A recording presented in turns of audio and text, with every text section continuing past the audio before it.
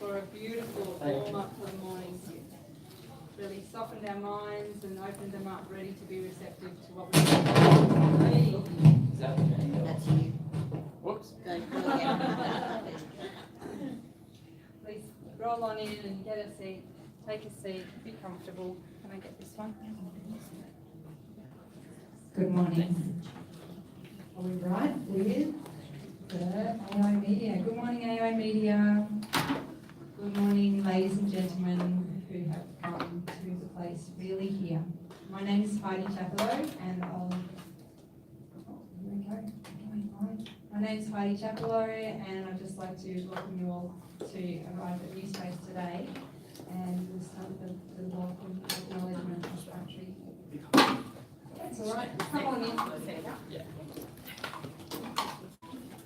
I just let you know that we've got AI Media as sponsors, and they are in Sydney listening live to this recording and speaking the recording into some voice recognition software, and that is what's the audio is muted. They're not able to hear us.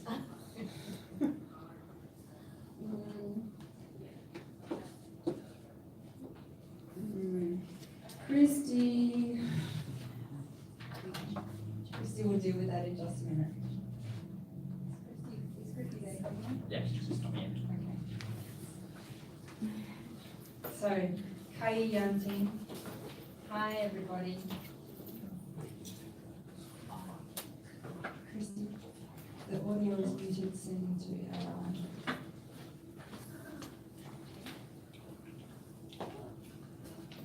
Kai Yanting. Ngarawa Heidi Chapello. My name's Heidi Chapello. Daman ngain awabakala waraida ngain. We acknowledge that we're here on Awabakal land today. Daman ngain miarakal. We acknowledge the elders. Yalawa, Yalawan, Yalawanam, past, present, and future. Maran Baran. Okay. So we've got a really great lineup this morning. We have My Mind's Eye, presented by Linden Wilkinson, and Gillian Mason, and Nick Higginbotham, and Glennis Lane. Yes. We also have a marvellous speaker here in Jane Davidson, and she'll present shortly at 10:30. So we're really looking forward to that, Jane. We're glad you can be here. You can watch the captions live when they come up if you're having a difficult time to hear what's going on. We have a Facebook page, Creativity in the Brain 2018, where you can jump on and post some pictures. And I hope you have a really, really engaging and warm morning. Also, we've got some art activities happening at the back. If all the listening is just a bit much, please listen and paint. Listen and draw. It's all happening at the same time. So we want to be gentle on our minds and our bodies while we're sharing this really inspiring information. Please come on in, welcome. So glad you made it.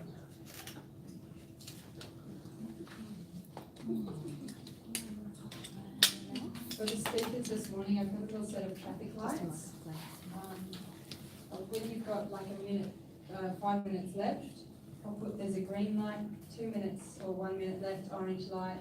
Can you see it, Amy? And when your time's up, there's a little red light.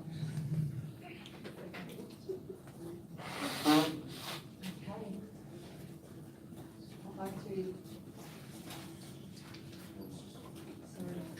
I'd like to welcome to the floor Linden Wilkinson, Gillian Mason, Glennis Lane, Nick Higginbotham for My Mind's Eye, stories of surviving stroke. This is a play that's been created with survivors of stroke. That is okay, I'll put it. I've got the gurgles.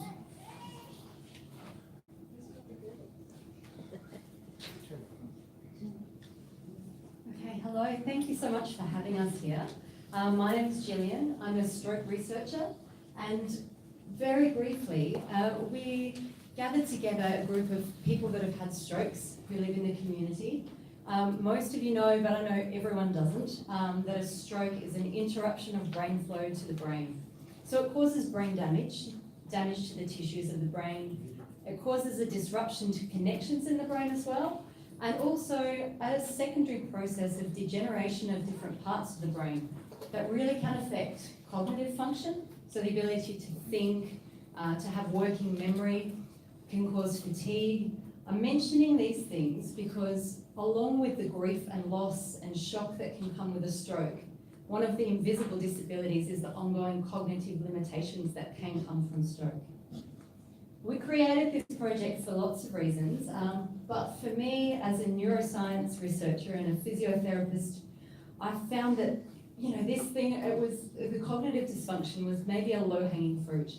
So we as health professionals do not recommend that people after stroke get involved in culture and music and challenging cognitive activities. So we brought together some talented theatre people, so a dramatist, a psychologist, and some health professionals. Matilda's sitting up the back, she's a speech pathologist. Colleagues from the community stroke team, Matilda and Anne Sweet-Apple, and liaised with Professor Michael Nielsen at HMRI, and started thinking more about this opportunity to challenge people cognitively and incorporate some culture and art and see what this playmaking process could cause. I'm going to firstly, though, show you a little bit from the crew.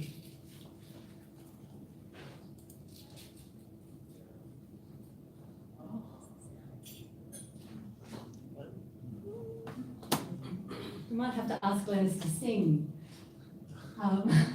Well, in the interest of time as well, what you're hearing is the cast singing the song Ain't Misbehaving. The artist is Fats Waller. Fats Waller, with some different lyrics that they put together as a result of playing around with the music and the interactions. So what I'll do is make the video available to watch later if you like. We might skip along. Sorry about that. The end also is a monologue, a very powerful monologue from one of the cast members, Morgan. He is relatively new to the experience of living with stroke. It's been a couple of years since his stroke, and he was explaining the great sense of being angry and stuck in a purgatory where life isn't like it was before, and moving forward is very difficult in the world as it is. Sorry, we're just having a little. Sorry. The next slides, and I'm not going to go into a lot of detail because I'd love to hear from the rest of the team, was just to mention that we're thinking that this sort of process can trigger neuroplastic changes in the brain.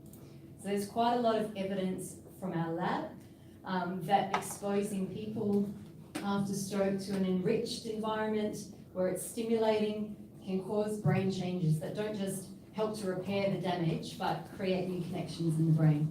So I'm going to skip over that detail now and hand over now to Nick, who will take us through some of the psychological background. Oh, the last thing to mention though, and they're not quite here, is that after the process, our neuroscience team has gotten quite excited about it and is thinking about taking hair samples from people who participate to look at changes in stress loads in people after the program.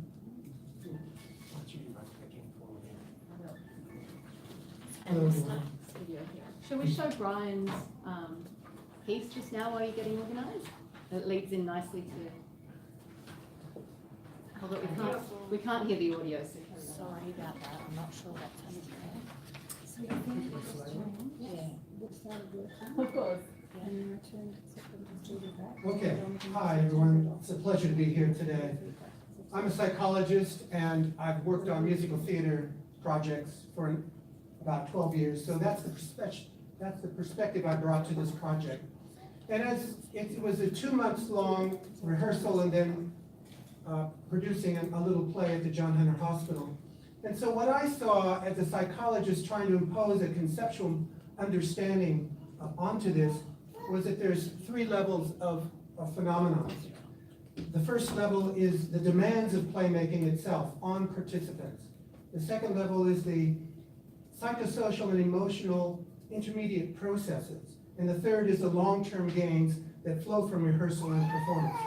Okay, well, what are the demand characteristics? What did the director ask the participants to do? one, express themselves in words and gestures and practice those communication skills.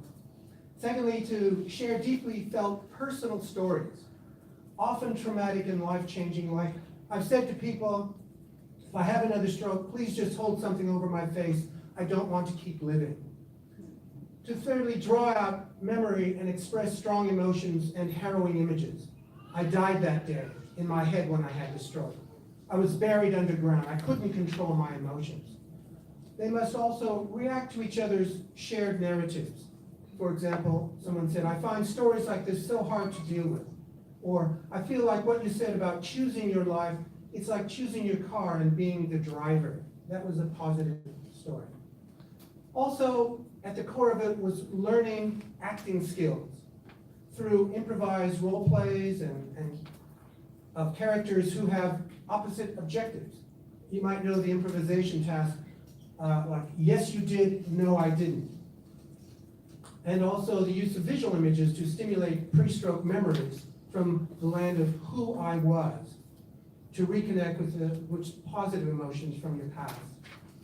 Also, to assume a persona other than oneself, and to dwell in a make-believe world. So that's something that they were challenged to do. This new identity of someone who can move between multiple ways of acting and feeling, not stuck in one mode. And finally, to share a common group artistic objective, and that probably connects with the rest of you out here today, to create a script based on your own illness journey, to learn the script and perform it dramatically in front of strangers, health professionals, family, and friends. This combination may be unique in the literature. Now the second, oh, you've already got there, okay. The second, you clicked right through my clicks. Okay, the second thing is, over time, the rehearsal room demands activate some intermediate processes. And that has to do with things like social cohesion, and I think that was one of the most important. Forming a group identity. You are an irreplaceable member of an ensemble. Secondly, affirmation of self, social acceptance, and intimacy. Those things thrived in that atmosphere. Feelings of belonging, and being worthwhile in whatever you can contribute. And conversely, feelings of isolation and having to cope with the burden of stroke are diminished. Coping skills and often amusing anecdotes are shared in that environment. Humor and mutual entertainment are aroused and encouraged, and it's too bad you couldn't see one of the clips we had there, which was absolutely hilarious. So rehearsals are fun. And then the next, I think, intermediate process is deep learning. Rehearsal requires learning a part, practicing it over and over, gaining performance skills, and realizing that you are actually improving in those skills. You can do new things despite the stroke injury. And finally, performance in front of an audience requires confronting stage fright, not being debilitated by it, staying in character, and completing the role. Your self-statement is, I did it. I am an actor. I am more than what I was before. Plus, I shared my unique illness journey artistically with others. What are the long-term gains? So what are the outcomes of this sort of intervention? Well, it seemed to me that consequently the performances and ensemble group experience may well enhance a sense of self-esteem and confidence to try new things in your life and to do daily tasks that are perhaps demanding, like going places on your own or overcoming negative thoughts when things go wrong. These experiences enhance perceived self-efficacy, people's belief in their capabilities to do things that bring about a desired effect. In essence, a new identity form. Ensemble members got through their public performances for rehearsal even when they felt shattered inside. Even when they woke up that morning and were having a bad day, they kept going. The show must go on. One person who performed that day actually had eye surgery the night before. And one eye was literally sewn shut. But no one in the audience would have known that. And it wasn't just because he was wearing dark glasses. He really performed. So I was on standby to read his part, but he did not want to miss that moment. Was it loyalty to the ensemble and the director, or loyalty to his own story? or both.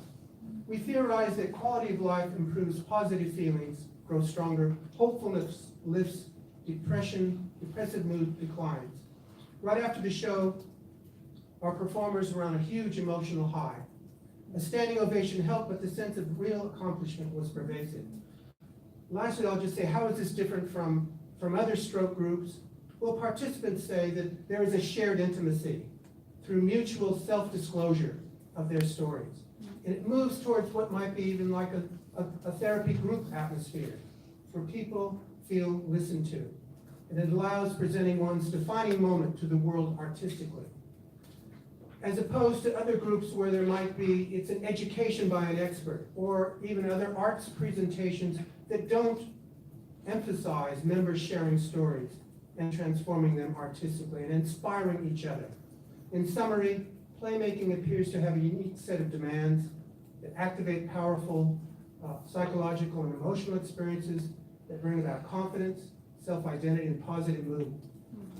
Anecdotally, the gains are obvious to the stroke survivors, their families, and health professionals who know them.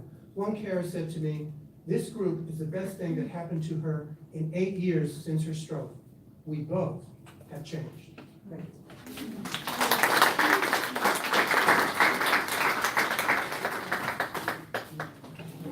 11 minutes, okay. My name's Linden, and I was part of this collective process. My Mind's Eye is a collection of stories, stories about stroke and stories about surviving the losses sustained by that experience. Devising a play that interwove these recorded and transcribed stories is a pilot project. The stories were gathered over a 7-week period that began at the end of July. We met twice a week for 7 weeks for 2 hours at a time. The play was then performed twice during the 8th and final week of the project, which was last week. Oh. Oh.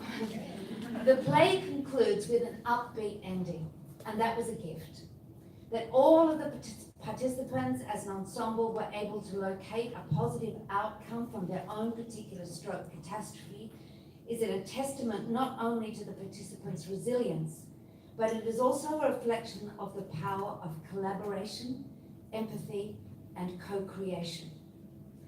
And it is this surge of positivity, which occurred during workshop 6 at the end of week 3, midway in the data collection phase, that I would like to reflect on here. In a recent conversation with someone wiser than myself, I discovered that there are 6 features of high performance elite teams. 2 of these features were abundantly present in our project, and Nick has already mentioned them, namely a high performance challenge and a bias for action, solutions, and execution, or urgency. Let me tell you, nothing is more urgent than putting on a play in 7 weeks. And knowing that an audience is expected, well, there's a high performance challenge right there. So structurally, the project made extraordinary demands, which contributed to team development, interdependence, and a really healthy nervous hilarity. But the beating heart of the play is in its content, its stories. These are stories about going to the edge of life and coming back.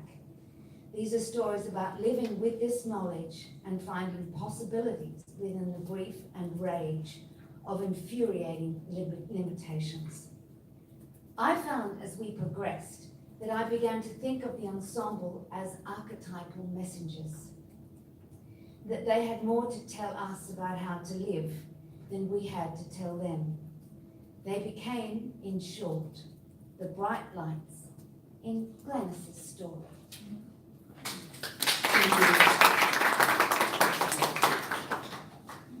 There is more to us than we think. I have said this before, but it means so much to me. It was seeing God. I'm serious.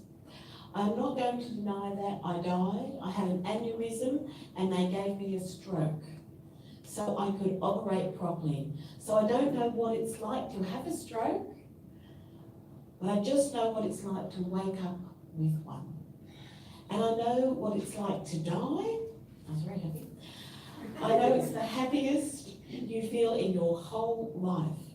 I had 2 major operations and they told me I died 3 times. All I remember is standing on the side of an absolutely beautiful bay. And I could see these beautiful lights. And in front of me there was a man. He had a big long beard. And I said to him, I'm so happy. Can we go in this canoe over the other side? And he nodded. And we both got in the canoe and we paddled along. And I'm laughing and singing. La la la, and apart from that, but we finally got to the lights. It had all stopped. Apparently these books on the lights, but that vision came to me in my brain, and I was religious. I was brought up as an atheist. And I said to one of the head nurses, what was that?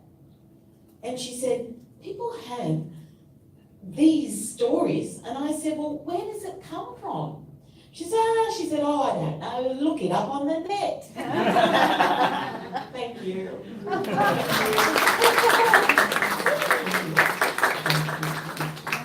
I hope just a little bit of time to pull up one of the videos that we've missed that will show a performance from the rest of the ensemble. Glenys, that gets me every time. Yeah. Thank you.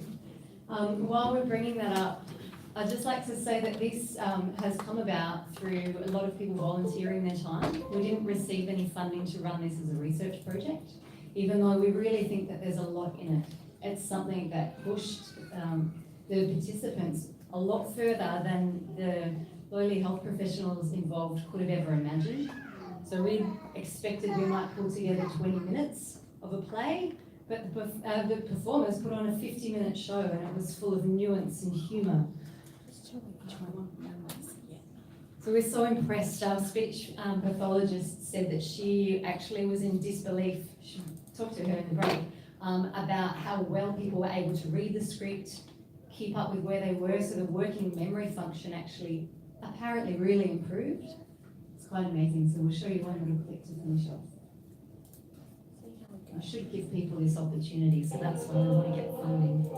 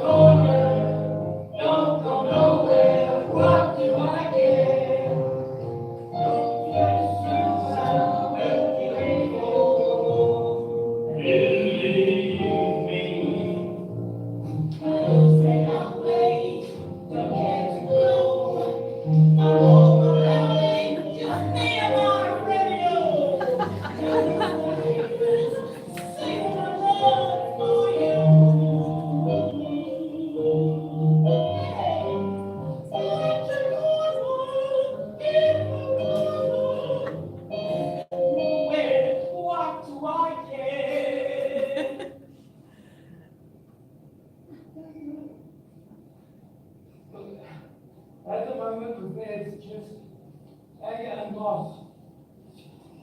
Still so early after my stroke and how I put this nicely. Right now, I've become in purgatory. My brain is stuck in purgatory. You lose everything. Every feel you need to pay for something you've done before. It's been exactly a year, and I've got this little ball of anger sitting inside all the time, and I feel lost. Forgotten. I feel my life is on hold. I've been looked over. It happened to me at that point, and I lost everything.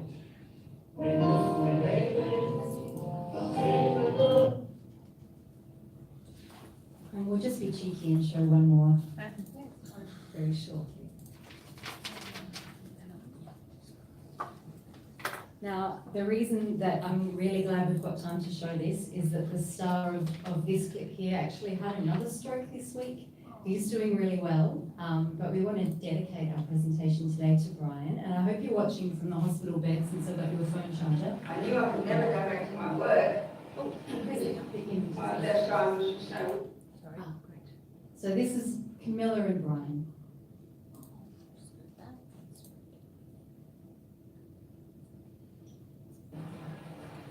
I knew I would never go back to my work because my left arm was so weak. But it's not easy to leave the land of once Morgan. People don't always let you.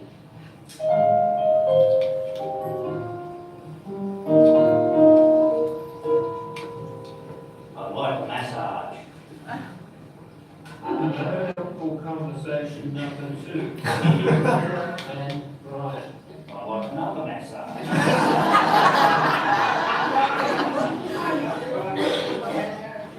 Why not? Oh, good, that's great. So, I don't know if I can look after you properly now. I've talked to you many times. I know you have. You did such a good job. It's your business mechanism. Yeah, work on it, please. Well, my left side is lazy.